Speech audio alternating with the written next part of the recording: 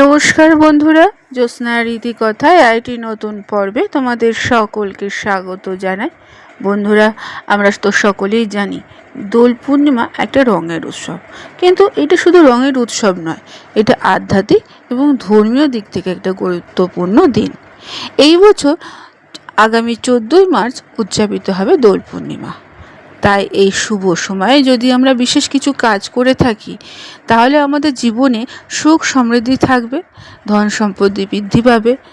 যারা বন্ধুরা এই নিয়ম পালন করবে, তারা কখনোই আর্থিক সংকটের মুখোমুখি হবে না।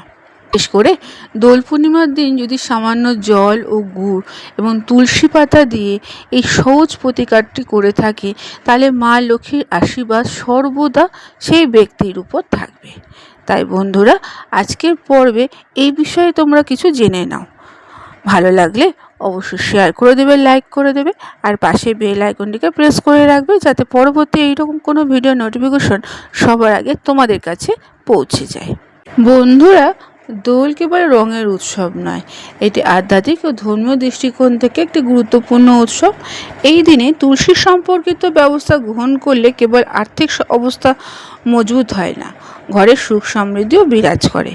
যদি দীর্ঘদিন ধরে বন্ধুরা তোমরা আর্থিক সমস্যার সম্মুখীন হচ্ছ, তাহলে এই দোলের দিন তুলসীর এই সহজ প্রতিকারটি গ্রহণ করো। মা লক্ষ্মীর আশীর্বাদ পাবে, জীবনের সমৃদ্ধি ফিরে আসবে। হিন্দু ধর্মে বন্ধুরা তুলসীকে যে অত্যন্ত পবিত্র শুভ বলে মনে করা হয়, এটিকে দেবী লক্ষ্মীর আর এক রূপ বলে মনে করা হয়। তাই তুলসী পুজো এবং বিশেষ ব্যবস্থা গ্রহণ করলে জীবনে ইতিবাচকতা বৃদ্ধি পায় এবং সম্পদ সমৃদ্ধি আসে। বন্ধুরা, দোলের দিন সকালে স্নান করে মা তুলসীর পুজো করবে এবং মঞ্জুরি এটি লাল কাপড়ে বেঁধে পার্শ্বে নিরাপদ স্থানে রেখে দেবে। এমনটা করলে সারা বছর ধরে অর্থের অভাব হবে না, অর্থ সংক্রান্ত সমস্যা দূর হবে। তারপর দোলের দিন গঙ্গা জলে তুলসী পাতা ডুবিয়ে দেবী লক্ষ্মীকে উৎসর্গ করো। তারপর এই পাতাগুলি কোনো দরিদ্র ব্যক্তিকে দান করো। এই সমাধানটি সম্পদ অর্জনের জন্য খুবই উপকারী। তবে বন্ধুরা, দোলের দিন সন্ধেবেলা অবশ্যই তুলসী গাছের কাছে ঘিয়ের প্রদীপ জ্বালাবে। এই প্রদীপ জ্বালালে নেতিবাচক শক্তি দূর হয়, ঘরের সুখ সমৃদ্ধি ফিরে আসে। আরেকটা জিনিস খেয়াল রাখবে বন্ধুরা, দোলের দিন যদি গুড় ও জল সামান্য তুলসী গাছে নিবেদন করা যায়, তাহলে খুবই শুভ। এতে দেবী লক্ষ্মী সন্তুষ্ট হন এবং ঘরের সমৃদ্ধি বজায় থাকে। এছাড়া পারিবারিক বিবাদের অবসান ঘটে, সম্পর্কগুলো সুস্থ ও স্বাভাবিক হয়ে ওঠে। আবার বন্ধুরা, এর আরেকটা জিনিস খেয়াল রাখবে, যদি দোলের দিন তুলসী গাছের শিকড় একটি লাল কাপড়ে বেঁধে যদি ব্যবসার স্থানে বা বাড়ির সিন্দুকের মধ্যে রাখা যায়, তাহলেও খুব ভালো। এতে ব্যবসা বৃদ্ধি পাবে আর অর্থনৈতিক স্থিতিশীলতা আসবে।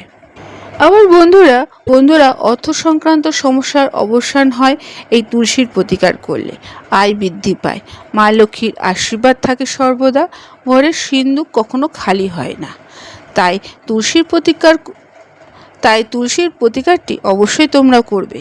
এতে পরিবারে সুখ শান্তি সমৃদ্ধি বজায় থাকবে, ব্যবসা ও চাকরিতে অগ্রগতির সম্ভাবনা থাকবে, নেতিবাচক শক্তি ধ্বংস হবে এবং ঘরে ইতিবাচকতা ফিরে আসবে।